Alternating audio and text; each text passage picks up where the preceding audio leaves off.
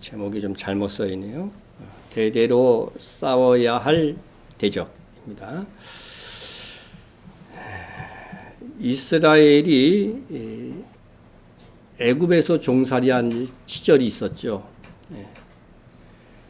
그때에 애굽에서 이스라엘이 이제 출애굽하기 위해서 싸워야 할 대적이 애굽이죠. 애굽 왕 바로와 대적하여 이렇게 싸웠습니다. 하나님께서는 이스라엘로 애굽 왕 바로와의 싸움에서 보기 좋게 완전한 승리를 하게 하심으로 광야로 이제 홍해 바다를 건너서 광야로 나왔습니다. 광야에서 이스라엘이 처음 대적하여 싸운 대상, 그리고 가나안에 이르기까지, 가나안 땅 근처에 가기까지 유일하게 싸운 대적이 바로 아말렉이었습니다. 아말렉은 이스라엘의 조상 야곱의 형이었던 에서의 손자의 이름입니다. 그러니까 이 에서의 피가 흐르고 있는 거죠. 에서는 팥죽 한 그릇에 장자의 명분을 자기 동생 야곱에게 팔았다 하는 것이 성경에 기록되어져 있습니다. 장자권은 당시에 제사장 제도가 정착되지 않은 시절에 가족의 영적인 대표의 의미를 가지고 있습니다. 그리고 장자권은 하나님에 의해서 결정된 거잖아요. 그죠? 그런데 그것을 경홀히 여기고 팔아넘기는, 이것은 하나님을 두려워하지 않음에서 나온 것이라고 하는 것입니다. 이 아말렉 족속에게는 바로 이 그들의 조상이었던 에서의 하나님을 두려워하지 않는 속성이 그 후손들에게 이어졌습니다. 곧 그들이 너를 길에서 만나 내가 피곤할 때에 내 뒤에서 떨어진 약한 자를 쳤고 하나님을 두려워하지 아니하였느니라. 오늘날도 신자, 하나님의 백성을 함부로 욕하고 대적하는 사람들은요, 하나님을 두려워하지 않는 사람들이에요. 불신자들 중에서도 하나님을 믿진 않지만 그나마 하나님의 이름을 함부로 비하하거나 저주하지 않는 사람들이 있습니다. 그랬다간 혹시라도 하나님이 계시면 나 저주받지 않을까 하는 그런 두려움이 자리 잡고 있기 때문입니다. 그런데 하나님을 두려워하지 않고 함부로 하나님의 이름을 저주하고 훼손하는 사람들이 있습니다. 아말렉과 같은 사람들입니다. 그럼 이 이스라엘에게 있어서의 이 아말렉과의 싸움은 무엇을 의미하는 것인가 하냐면요, 이스라엘 백성이 애굽의 바로와 싸웠던 싸움과 광야에서 아말렉과 싸웠던 그 싸움을 비교해 볼 필요가 있습니다. 먼저 이스라엘 민족이 바로와 싸울 때는 이스라엘 민족 자체가 별로 할 일이 없었습니다. 왜냐하면 이스라엘 백성은 바로와 직접 싸운 적이 없었기 때문입니다. 애굽 왕 바로가 노예로 있었던 이스라엘 백성들을 보내주지 않자 이스라엘 백성이 투쟁하고 게릴라 작전을 펼친 것이 아니라 이스라엘 백성이 아닌 여호와 하나님께서 직접 10가지 재앙을 내리셨고 마지막 홍해에서 애굽의 군대를 몰살시켰습니다. 특히 이스라엘과 애굽과 마지막 싸움이었던 홍해에서의 그 싸움은요, 이러한 특징을 잘 나타내고 있었습니다. 그래서 모세는 두려워 떨고 있는 이스라엘 백성들에게 뭐라고 말했냐면요, 모세가 백성에 이르되 너희는 두려워하지 말고 가만히 있어서 여호와께서 오늘 너희를 위하여 행하시는 구원을 보라. 너희가 오늘 본 애굽 사람을 영원히 다시 보지 아니하리라. 여호와께서 너희를 위하여 싸우시니 너희는 가만히 있을지니라. 여러분, 지금 세계 그 당시에 최강의 애국 군대가 지금 추격을 하고 있는데도 너희는 어떻게 하라고요? 할 일이 없어. 가만히 있으래요. 가만히. 얼마나 좋습니까? 예? 여러분, 애굽을 탈출하는 것, 곧 애국과의 마지막 싸움이 홍해에서 있었잖아요. 그죠? 예? 이 홍해에서의 홍해를 건너는 것은 우리가 어떻게 구원받았는지를 보여주는 것입니다. 우리는 구원받기 위해 우리가 할 수 있는 것이 아무것도 없습니다. 하나님께서 우리를 위해서 하신 일을 가만히 서서 믿기만 하면 되는 것입니다. 우리가 우리의 죄짐을 감당하기 위해 채찍에 맞아 쓰러질 수도 없고 십자가에 못 박혀 죽을 수도 없습니다. 우리는 우리의 구원을 쟁취하기 위하여 사탄과 싸워서 이길 능력도 없습니다. 다만 죄를 이길 수 없는 우리에게 기다리고 있는 것은 오직 사망의 음침한 골짜기입니다. 이러한 상황에서 예수님께서 우리의 죄값을 대신하여 죽으셨습니다. 그래서 성경에서 십자가로 그들을 이기셨느니라, 이 말씀이 있는 것입니다. 예수님을 믿는 자들에게는 주님의 십자가의 승리가 곧 나의 승리가 되는 것입니다. 하나님께서 싸우시고 이루신 일을 우리가 믿고 받아들이기만 하면 승리는 우리의 것, 구원은 나의 것이 되는 것입니다. 여러분, 모세가 이스라엘 백성에 한 말, 너희는 두려워 말고 가만히 서서 여호와께서 오늘날 너희를 위하여 행하시는 구원을 보라. 이 말은 하나님께서 우리를 은혜로 그분의 능력으로 구원하신다고 하는 선포입니다. 하나님은 우리를 아무 조건 없이 사랑하신다고 하는 선언입니다. 반면 그래서 애굽에서의 이 싸움은요, 믿음만 있으면 승리할 수 있는 싸움이에요. 힘이 있을 필요가 없어요. 행위가 있을 필요가 없습니다. 믿음만 있으면 이길 수 있는 싸움입니다. 반면에 아말렉과의 싸움은 우리가 직접 싸워야 하는 싸움이라고 하는 것입니다. 모세는 아말렉의 공격을 받자 홍해바다를 걷는 이후부터는 싸움의 방법이 달라집니다. 하나님께서 전적으로 싸우시는 것이 아니고 하나님의 능력을 의지하여 이스라엘이 직접 싸워야 되는 거예요. 모세가 여호수아에게 이르되 우리를 위하여 사람들을 택하여 나가서 아말렉과 싸우라. 내일 내가 하나님의 지팡이를 손에 잡고 산꼭대기에 서리라. 모세는 홍해에서처럼 여호와께서 너희를 위하여 싸우시니 너희는 가만히 있을지어다 라고 말하지 않았습니다. 오히려 적극적으로 여호수아를 필두로 하여서 직접 나가서 싸우라고 한 것입니다. 지금까지는 한 번도 직접 나가서 싸우라는 명령을 모세는 하나님으로부터 받아내리지 않았던 것입니다. 그런데 이상하게 홍해를 건너는 후 첫 싸움부터 이제는 너희가 직접 싸워야 될, 가나안에 이르기까지도 계속해서 너희가 직접 싸워야 한다고 말씀하고 있습니다. 이스라엘과 아말렉과의 싸움은 구원받은 후에 성도가 싸워야 할 싸움을 상징하기 때문에 그렇습니다. 따라서 아말렉은 성도들의 일상생활 속에서 싸워야 할 사탄의 세력, 세상 세력을 가리키는 것입니다. 사탄의 세력은 우리가 구원받기 전에 사탄에 속해 있었던 것이기 때문에 굳이 우리를 공격할 필요가 없습니다. 같은 편에 속해 있었던 것입니다. 그러나 우리가 구원받은 이후에는 하나님 소속이에요. 소속이 바뀌었어요. 그러니까 사탄에게는 원수 대적이 된 것입니다. 그래서 우리는 우리가 예수를 믿고 하나님이 백성이 된 이상 평생을 통해서 아말렉의 세력, 곧 사탄과의 싸움은 피할 수 없는 숙명과 같이 된 것입니다.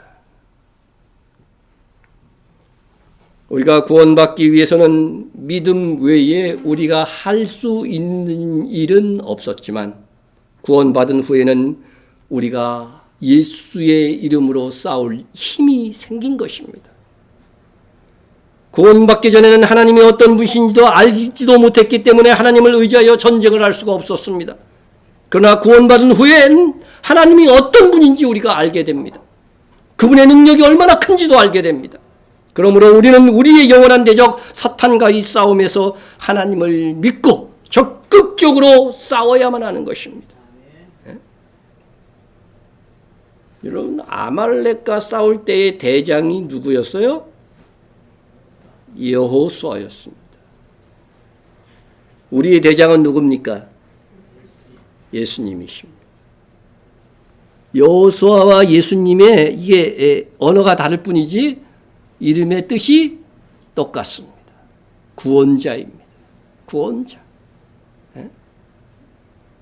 여호수아는요, 훗날 구원자로 오실, 우리의 구원자로 오실 예수 그리스도를 상징하고 있는 것이고 예언하고 있는 것입니다.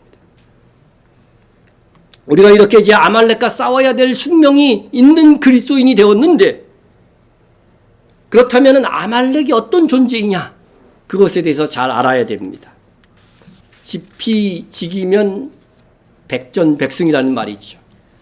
저걸 알고 나를 알면 100번 싸워서 100번 이긴다는 말입니다. 그래서 성경에서는 이 사탄, 아말렉으로 표현되는 이 사탄의 세력의 정체에 대해서 밝히고 있는 것입니다.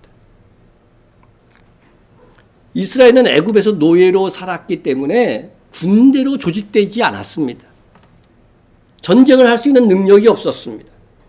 그러한 이스라엘 민족의 동태를 살피던 아말렉은 이스라엘이 이렇게 계속 행진하다가 지친 그 피곤한 틈을 타서 이스라엘 진 뒤쪽에 있는 여자와 연약한 자들을 쳤던 것입니다.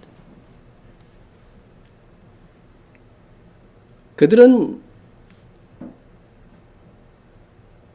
신명기 25장 17절 18절에 보면 너희는 애굽에서 나오던 길에 아말렉이 네게 행한 일을 기억하라. 곧 그들이 너를 길에서 만나 내가 피곤할 때에 네 뒤에 떨어진 약한 자들을 쳤고, 신명기 25장 17절 18절 아말렉과의 전쟁을 모세가 해거할 때에 기록한 내용입니다. 결국은 아말렉의 특징은요, 약점, 우리의 약점, 약한 곳을 공격한다고 하는 것입니다. 그래서 우리는 항상 살펴볼 때에 나의 약점이 무엇일까? 그것을 항상 살피면서 신앙생활하는 것이 중요한 것입니다. 너희 대적 마귀가 우는 사자와 같이 삼킬 자를 찾나니 그랬습니다. 사탄이 먹이를 찾아 헤매는 우는 사자 같다는 거죠. 여러분, 먹이를 찾는 사자 한번 생각해 보세요. 개는 멍멍 짖죠. 약간 두려워서 짖는 것도 있다고 그래. 그러나 사자는 어떻게 돼요? 엉거립니다. 그러다가 먹잇감들 중에서 가장 허점을 보이는 약한 것을 찾아서 쏜살같이 달려가서 낚아채는 것입니다. 성도 여러분, 지금 우리의 약점이 무엇인지 사탄은 살피고 있는 것입니다. 대강 엉터리로 신앙생활 하다가는 오히려 사탄의 공격 대상 1호가 됩니다. 우리는 나의 약점을 보완해 가지 않는 한 우리는 계속해서 사탄의 공격을 받는 무능력한 그리스도인, 빌빌거리는 추한 모습으로 예수 믿는 것이 왜 이리도 힘든가 하면서 신세타령이라 하는 그런 존재로 전락하는 것입니다. 용사가 되지 못하고 신세한탄하는 거예요. 예수 믿는 거 참 힘들다고. 사탄은 사자처럼 으르렁거리면서 삼킬 자를 찾습니다. 나의 약점은 무엇일까? 질문해 보세요.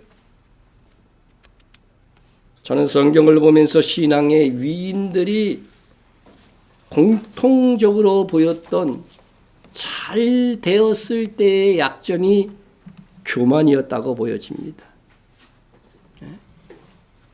마귀에게는 이것보다 크게 보이는 약점이 없었어요. 그래도 내가 직분자인데, 우리 집은 믿음의 3대인데 경력을 자랑하고 있다면, 그런 사람은 머지않아 마귀에게 이용당하는 마귀의 도구가 될 것입니다. 교만하면 안 됩니다. 또 사람에 따라서 음행과 물욕과 세상 영화를 추구하면서 사는데 그러한 죄악들이 충분히 쌓여졌을 때에 사탄은 기다립니다. 때를 기다립니다. 그래서 그 약점을 잡고서 나를 공격하게 되는 것입니다. 가정도 마찬가지입니다.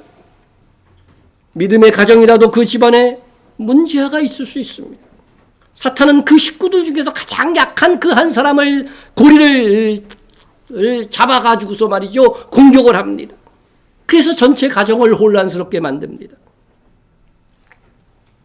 여러분은 신앙적 약점을 발견하고 그 약점을 보완하셔야 됩니다. 여러분, 아브라함도 그렇고 이삭도 야곱도 뭐 다윗도 다 마찬가지인데 그 가족, 그 아들들이 다 믿음이 좋았던 게 아니에요. 어떤 사람은 정말 형편없었고 그 중에서 또 어떤 아들은 충실한 아들이 나온 겁니다. 여러분, 가정에도 믿음이 가장 약한 그 한 사람을 위해서 그래서 더욱 기도해야 됩니다. 그때 사탄은 여러분을 함부로 공격하지 못할 것이고 공격한다 해도 오히려 사탄이 상처를 입고 패배의 쓰라림을 맛보게 될 것입니다. 자, 그러면 아말렉과 구체적으로 싸워서 승리하는 법에 대해서 말씀을 드립니다. 첫째는 싸울 만한 사람이 싸워야 됩니다. 모세는 여호수아에게 전쟁할 만한 사람들을 택하여 아말렉과 싸우라고 합니다. 모세가 여호수아에게 이르되 우리를 위하여 사람들을 택하여 나가서 아말렉과 싸우라. 율법에 보면요, 전쟁에 나갈 만한 용사의 조건이 다 나와 있습니다. 여러분, 아무나 사탄과 싸워서 승리할 믿음을 가진 것이 아닙니다. 무당과 싸우다가요 박살난 그리스도인들도 있어요. 자기 영적 수준도 알지 못하고 막 이렇게 나서서 그런 거죠. 이는 우리가 싸울 수 있는 힘을 길러야 될 필요성을 가르쳐주고 있습니다. 하나님께서도 우리가 사탄과 싸울 수 있는 수준이 될 때에만 우리를 사탄과 영적 전투의 현장에 내보내십니다. 이런 다른 말로 하면 하나님께서 우리에게 감당할 만한 시험만 주신다는 것입니다. 오직 하나님은 미쁘사. 하나님은 우리가 신뢰할 수 있는 분이십니다. 하나님은 미쁘사. 어떻게 하시느냐? 너희가 감당하지 못할 시험당함을 허락지 아니하시고 시험당할 쯤에 또한 피할 길을 내서 너희로 능히 감당하게 하시느니라. 그러니까 시험에 빠졌다면 그 사람은 누구 책임이에요? 하나님 책임이 아닙니다. 우리가 감당할 만한 시험만 주신 것이기 때문에 거기서 넘어졌다고 한다면 우리 책임, 내 책임인 것입니다. 그러므로 우리 중에 믿음이 견고해진 사람은 아직 믿음이 연약한 사람을 위하여서 대신 기도해 줘야 돼요. 중보 기도해 줘야 돼요. 싸울 만한 사람이 싸워줘야 된다는 거예요. 대신 이 연약한 신자는요, 영적인 세계가 어떤 것임을 알지 못합니다. 정말 이것이 기도가 뒷받침되지 않고는 선교가 이루어질 수 없다. 이거 신앙이 연약한 사람들은 이게 귀한 말로 안 듣습니다. 가장 큰 선교가 선교지를 위하여서, 선교사를 위하여서 기도하는 것임을, 정말 이것이 가장 가치, 헌금보다도 어떻게 더 가치 있다고 하는 것들을 생각하지 못해요. 우리가 다른 연약한 사람들을 위해서 기도해 줘야 될 이유가 여기에 있고, 선교사들을 위해서 기도해 줘야 될 이유가 여기에 있는 것입니다. 내가 또한 중대한 일들을, 큰 일을 당했을 때는, 내가 싸울 능력이 없을 때는 사역자들이나 믿음의 교우들에게 어떻게 해야 돼요? 기도를 부탁해야 됩니다. 영적인 일은 영적인 자라야 이해할 수 있다고 성경에 나와 있습니다. 여러분, 그러므로 신앙은 어떤 면에서는 도움을 요청하는 것이 어떤 때에는 최선인 경우가 있다고 하는 것입니다.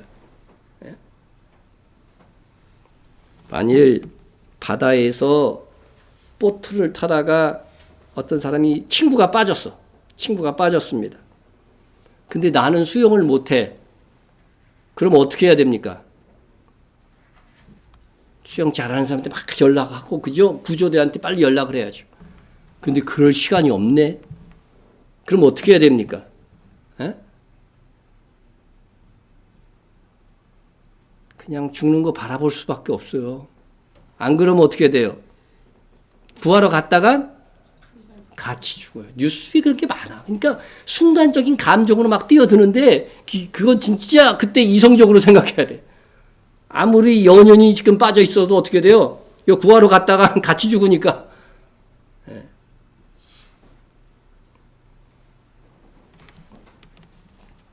반면 싸울 수 있는 용사 전문 구조대원이 물에 빠진 사람을 보았다면 어떻게 할까요?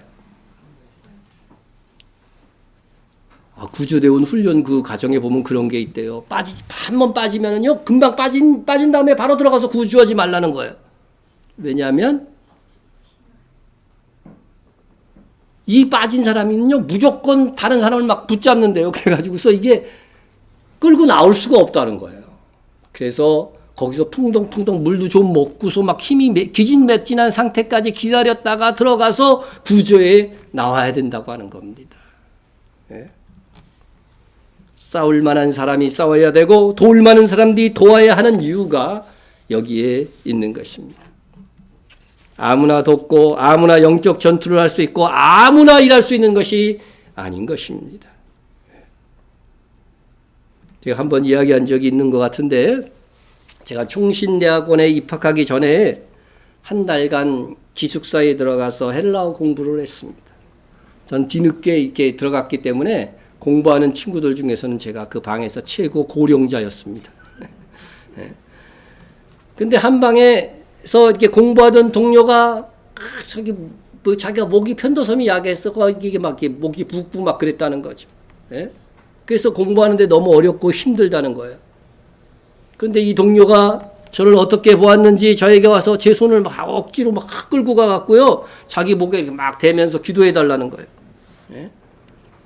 내가 생전에 그런 걸 언제 해봤어야지. 뭐 가족을 위해서는 그렇게 해봤어도 다른 사람을 위해서 막 손대고 기도해 본 적이 없어요.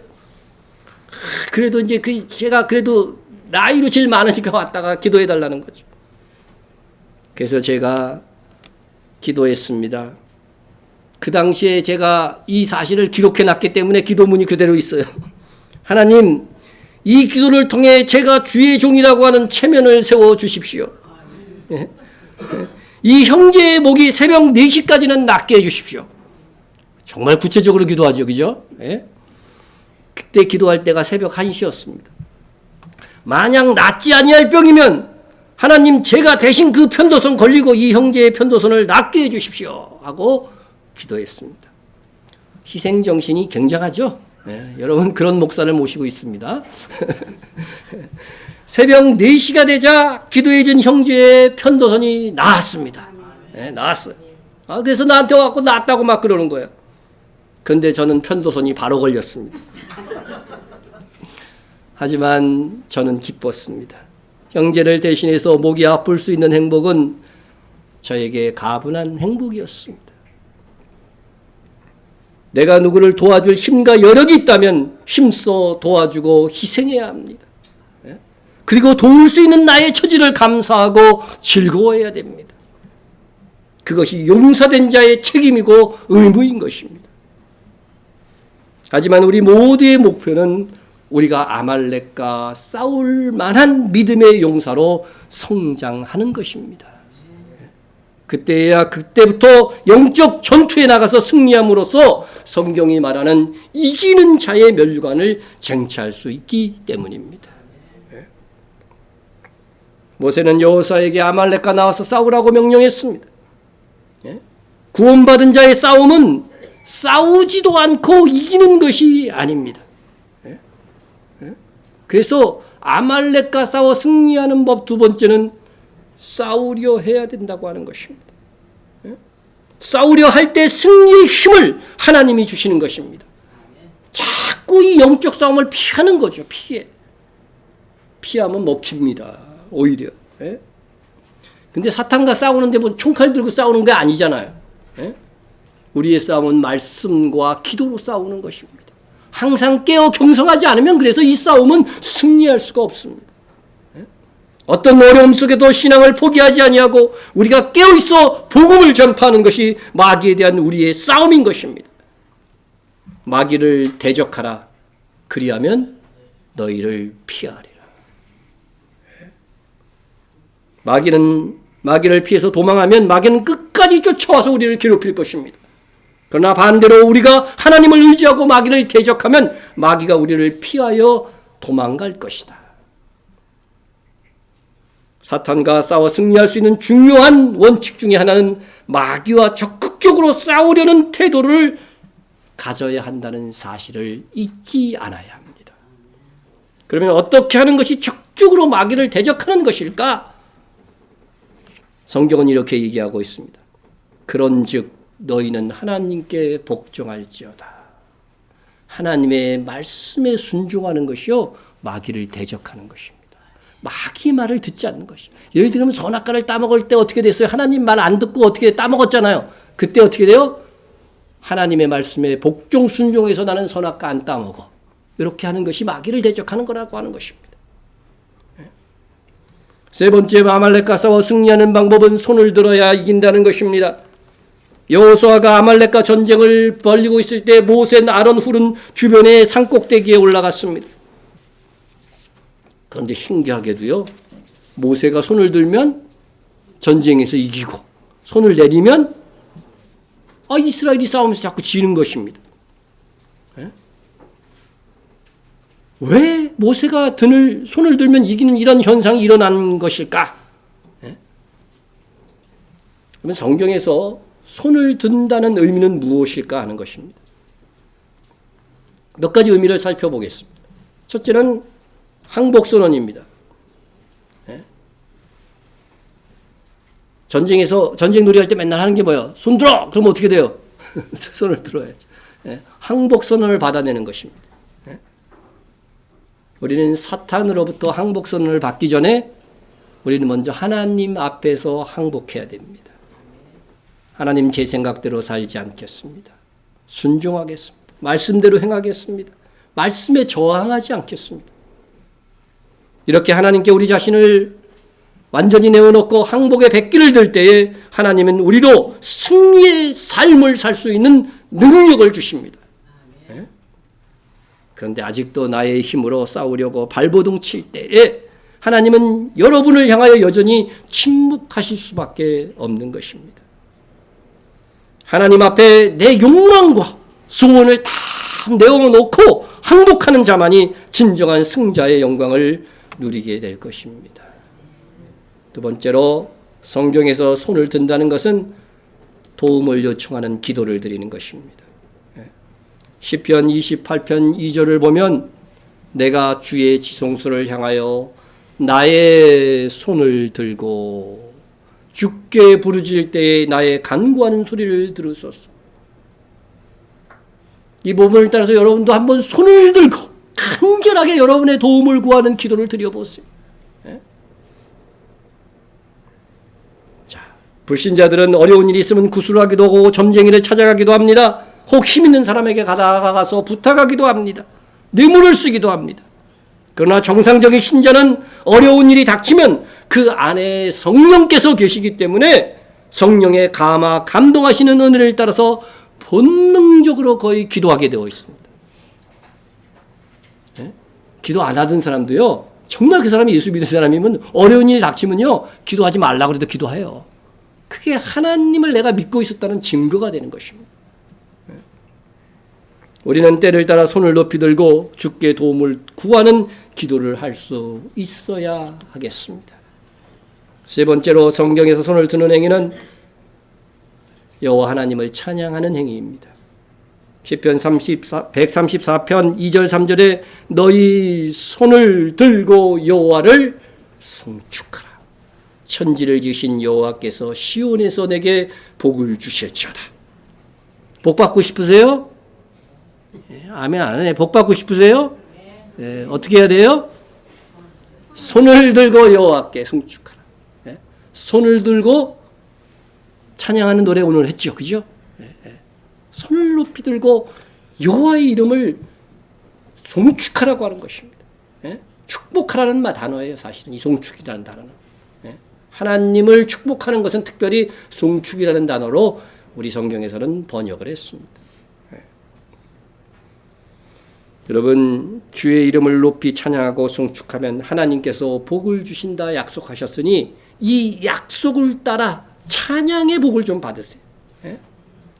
복 받기를 원한다면 손을 들고 찬양하십시오. 찬송 생활에는 힘이 있습니다. 손을 들어 여호와를 찬양하며 모든 영광을 하나님께 돌리는 자가 사탄과의 전쟁에서 승리하는 기쁨을 누리게 될 것입니다. 마지막으로 또 하나, 성경에서 손을 든다는 것은요, 벌 받는 행위입니다. 실제로 여러분 벌 받을 때 손 들은 적 있죠? 어렸을 때. 진짜 어렸을 때 정말 이거 많이 들었어요, 제가. 어른이 되어서는 손 들어서 이게 손 든 거에 아픔을 몰랐는데 어렸을 때는 아버지가 씻다 가면 손 들고 서 있어. 많이 손을 들어봤습니다. 벌 받는 행위입니다. 여러분, 성경에서 손을 드는 행위가 벌 받는 행위라고 할 때에 이 모세는 지금 손을 들고 있었잖아요. 그죠? 모세의 팔이 손을 들고 있었습니다. 이것은 누구를 가리켜요? 예수님을 가리키십니다. 예수님이 언제 팔을 드셨습니까? 십자가에서. 십자가에서 팔을 드셨습니다. 우리는 죄악을 가진 채 사탄과의 싸움에 나가서 결코 승리할 수 없습니다. 우리는 우리의 죄가 없어져야만 의인의 모습으로 승리할 수 있을 것입니다. 그런데 우리의 죄를 어떻게 없이 할 수 있습니까? 어떻게 우리가 어려워졌습니까? 예수 그리스도께서 십자가에 팔을 벌려 대신 형벌을 받으심으로 없어진 것입니다. 그리고 또 그리스도의 용사로서 그 이후에라도 사탄과의 싸움이 있을 때에, 정말 믿음을 지켜야 할 때에 중요한 것은 죄를 없이 하는 일입니다. 그리고 우리가 형통하고 승리한 후에라도 예수 그리스도께서 십자가의 공로가 있었기에 승리할 수 있었던 것이지 우리의 노력과 능력 때문이 아닌 것임을 명심해야 됩니다. 우리는 손을 높이 드는 것과 같은 신앙적 행위가 있을 때에 이스라엘이 승리한 것처럼 우리도 승리할 수 있습니다. 우리도 손을 높이 들어 승리합시다. 하지만 손을 드는 신앙적 행위는 나 혼자만 해서 이루어질 수 있는 것이 아니고 우리 함께 동력함으로 이룰 수 있는 일입니다. 신앙생활은요, 성교고 무슨 교회의 일들은요, 독불장군이 없어요. 혼자만 이룰 수 있는 것이 없다는 것이죠. 그래서 동력자가 있어야 됩니다. 아말렉과 싸워 이기기 위해서는 동력자가 있어야 됩니다. 협력자가 있어야 됩니다. 모세가 손을 들고 있을 때 이스라엘이 싸움에서 이기고 있었습니다. 그러나 모세는 피곤하여 무한정 손을 들고 있을 수만은 없었습니다. 그때 아론과 훌이 모세의 피곤한 팔을 붙들어 주었습니다. 이것이 신앙생활의 중요한 원칙입니다. 여러분은 어려움을 당하면 누구에게 기도를 부탁합니까? 우리는 우리의 삶에서 어려움이 생기면 창피하다고 감추고 자기 혼자서 끙끙 앓으면 안 됩니다. 함께 기도의 제목을 나누고 이 어려움의 터널을 함께 빠져나가야 됩니다. 그래서 정말 성숙한 성도는요, 기도 부탁을 잘해요. 내 속사정을 알리지 않기 위해서 기도 부탁 잘 안 하는 사람들은요, 아직도 자기 힘으로 싸우려고 하는 거죠. 동력자들에게 기도를 부탁하고 사역자들에게 기도를 부탁해서 함께 싸워 나갈 수 있는 지혜로운 그리스도인이 되어야 됩니다. 여러분, 초대교회 시절에 바울, 가장 많은 선교의 그 역할을 감당했던 이 바울이요, 그의 서신서 대부분에서 나를 위해서 기도해 달라고 부탁했다는 사실을 아십니까? 기도 부탁을 했어요. 또한 우리를 위하여 기도하되 형제들아 우리를 위하여 기도하라. 끝으로 형제들아 너희는 우리를 위하여 기도하기를 라고 부탁합니다. 우리를 위하여 기도하라. 여러분, 연약한 자가 성숙하고 강한 자에게만 기도 부탁하는 것이 아닙니다. 바울은 성도들에게 수시로 자기의 이 선교 사역을 위해서 기도해달라고 부탁했습니다. 그러한 교회와 성도들, 기도하는 성도들, 교우들, 그리고 헌금하고 그러한 자들이 힘이 합쳐져 가지고서 말이요, 하나님의 바울의 선교의 사역이 이루어져 갔던 것이에요. 오늘날도 똑같습니다. 하나님의 사역엔 독불장군이 없습니다. 서로 기도를 부탁하고 기도해주는 영적 교류가 있어야 험한 세상에서 승리할 수 있습니다. 그러므로 여러분은 저를 위해서도 기도해 주셔야 됩니다. 저 또한 여러분을 위하여 기도하기를 쉬는 죄를 범하지 아니할 것입니다. 여러분, 우리 서로 기도 부탁을 하고 기도해 줌으로써 풍성한 승리의 삶을 삽시다. 자, 그래서 승리했어요. 이제 아말렉에 승리를 했어.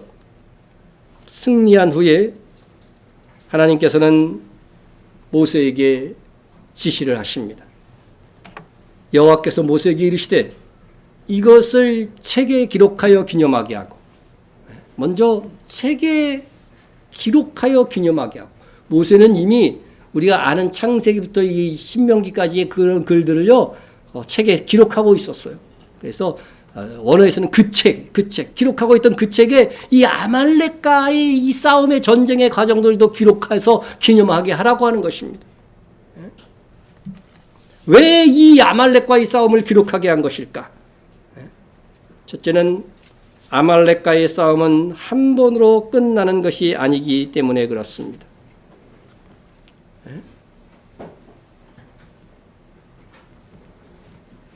자, 애굽에서 바로와 싸울 때에는요, 이제 한 번만 싸우면 돼요.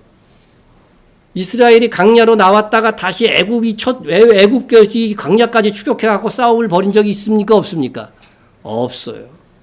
이것은 한 번 구원은 영원한 거예요. 그래서 이때까지 이 믿음으로 싸우는 이 싸움은요, 예수 그리스도를 믿음으로 구원받은 것을 의미하기 때문에요, 딱 한 번으로 끝나는 싸움이에요.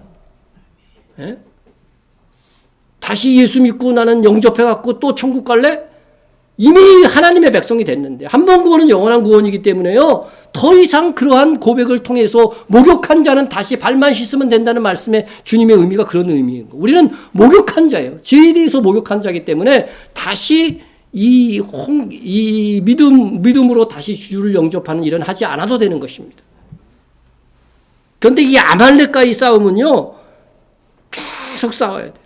그죠? 애국과는 단회적 사건이에요. 한 번 있는 일이지만 광야에서 아말렉과 싸우는 이 일들은요, 지속적으로 살아있는 동안 계속된 싸움인 것입니다.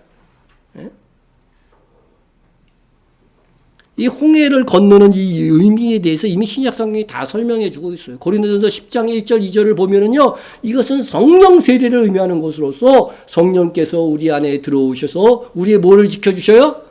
믿음을 지켜주셔요. 그래서 믿음으로 구원받는 그 구원의 단계는 이른다고 하는 것이죠. 그런데 이제 홍해바다를 건넌 이후에는 뭐예요? 우리가 행위로 얻는 상급 얻는 기회입니다. 그래서 상급을 다 어디에서 가서 누리는 거예요? 가나안. 그죠? 가나안은 천년 왕국을 의미하는 거라고 그랬잖아요. 그래서 우리가 성경에 보면 광야 교회라는 표현도 나오죠. 우리가 우리의 교회 생활, 우리의 신앙 생활은 광야에서 아말렉과의 싸움에서 얼만큼 승리했느냐야, 그리고 그 결과에 따라서 가나안에서 누릴 영광이 결정된다고 하는 것입니다.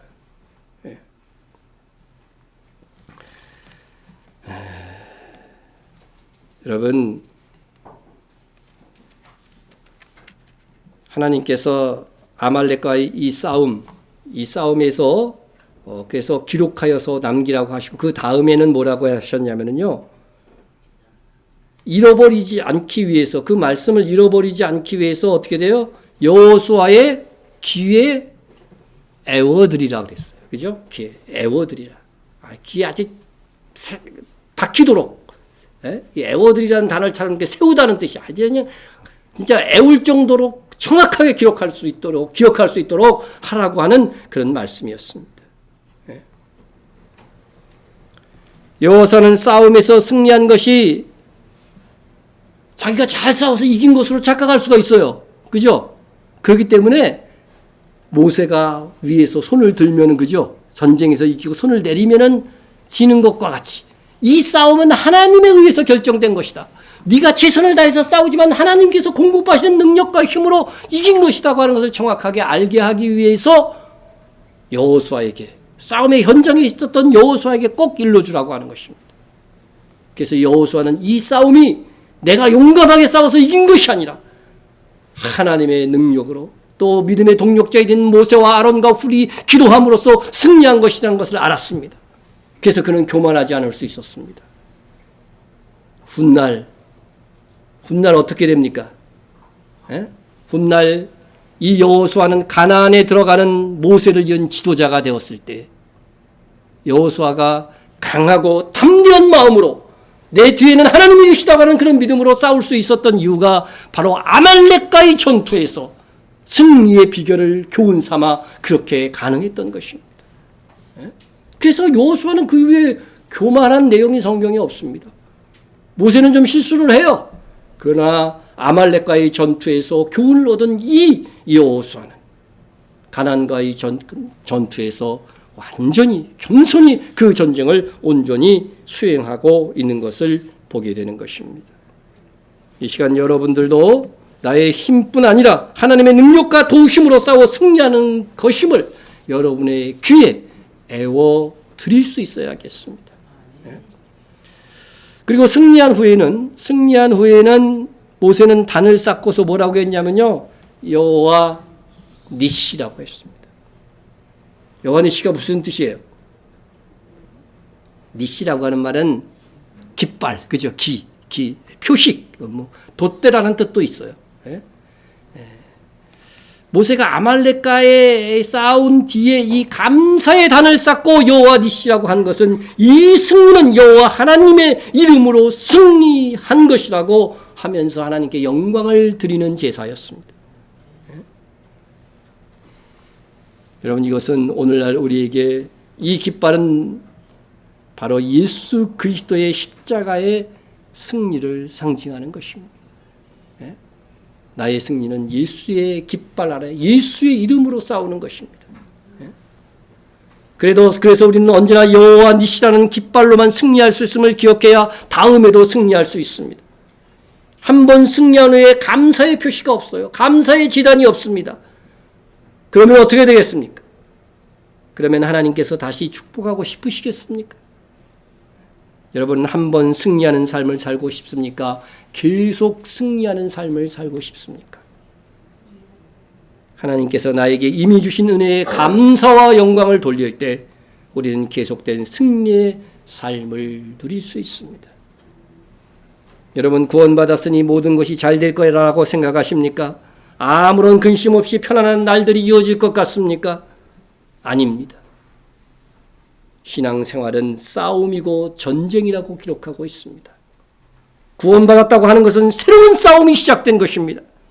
불신자라고 하면 굳이 겪지 아니해야 할 그런 갈등과 시험이 있습니다.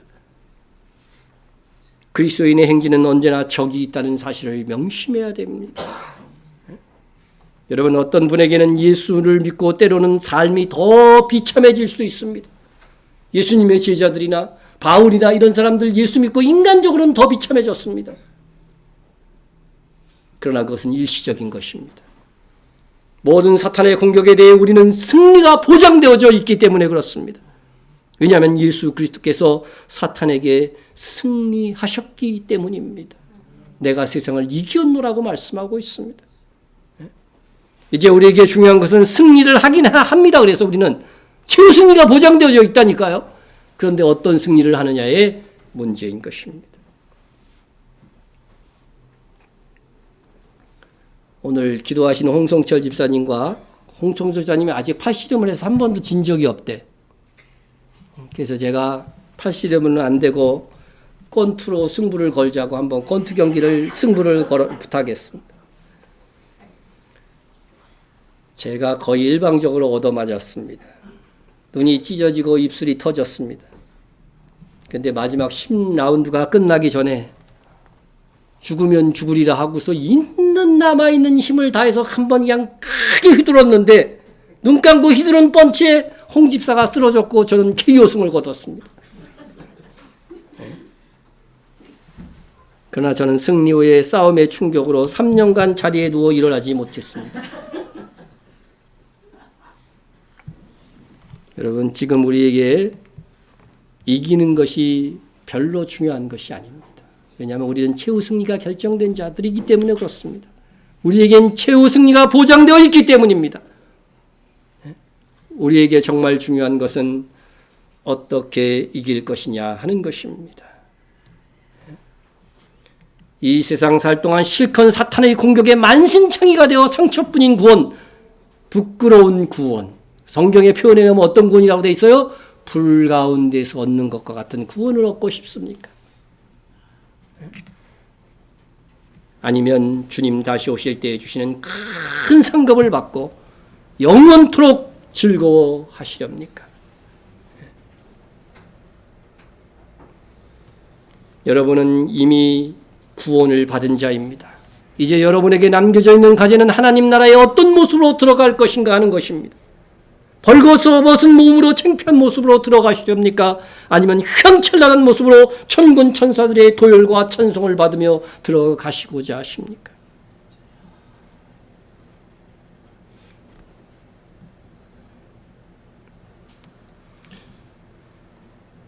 지금부터 여러분이 어떠한 삶을 사느냐에 따라서 이제 여러분의 영원한 운명이 결정될 것입니다.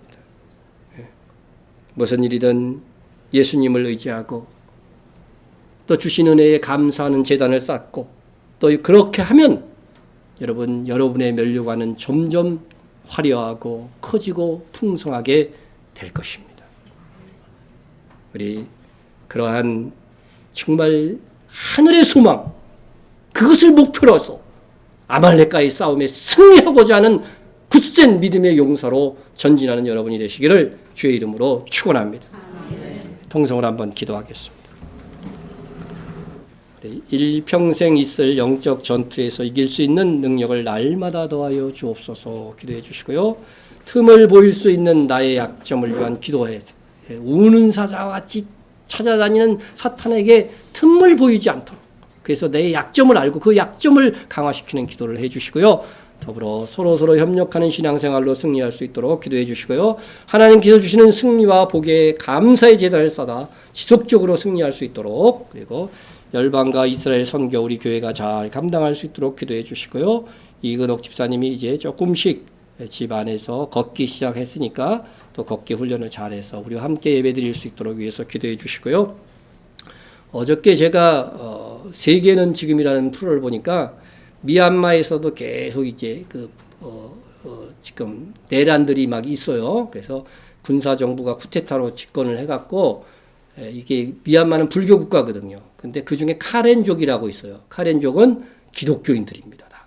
근데 이 지역을 막 그냥 폭탄으로 비행기에서 막 떨어지고 아이들이 막 그냥 지하로에 숨어가지고서 말이요. 그 어린아이들이 하나님께 기도하는 그런 장면들이 그 KBS 내용이 나오더라고요. 그래서 한번 봤으니까 제가 또 우리가 함께 미얀마 카렌족을 위해서 하나님이 보호해 주시고 끝까지 믿음을 잘 지킬 수 있는 소수민족이 될 수 있도록 위해서 기도해 주시기 바랍니다.